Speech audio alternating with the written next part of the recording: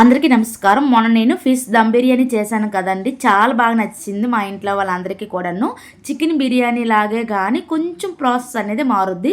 దానికోసం అయితే నేను ఇప్పుడు ప్రాసెస్ చెప్పేస్తున్నాను. నీట్గా క్లీన్ చేసుకున్న చేప ముక్కల్ని దాంట్లోనే కొంచెం ఉప్పు, కారం, పసుపు, ధనియాల పొడి, జీలకర్ర పొడి వేసేసుకొని మరుగుతున్న ఆయిల్లో వేపేసుకొని పక్కన పెట్టుకోవాలి చేప ముక్కల్ని.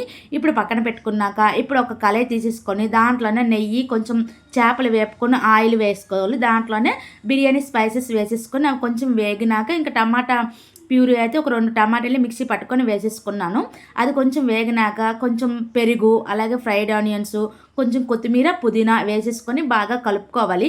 కలుపుకున్న తర్వాత ఇంకా దీంట్లో కొంచెం ఉప్పు, కారం, ధనియాల పొడి, జీలకర్ర పొడి, కొంచెం పసుపు, కొంచెం ఉప్పు అనేది చూసుకొని వేసుకోండి. అన్ని దాంట్లో కూడా వేసుకుంటున్నాం కాబట్టి వేసుకొని కలుపుకున్నాక ఆ జ్యూస్ కొంచెం చేప ముక్కలు అనేది ఒక గిన్నెలో పెట్టాను. మిగతా చేప ముక్కల్ని కళాయిలో వేసేసుకొని కొత్తిమీర, పుదీనా, ఫ్రైడ్ ఆనియన్స్ వేసేసుకొని పొయ్యి అనేది ఆపేసాను. ఈ పక్కనే బాస్మతి రైస్ అనేది ఉడకపెట్టేసాను.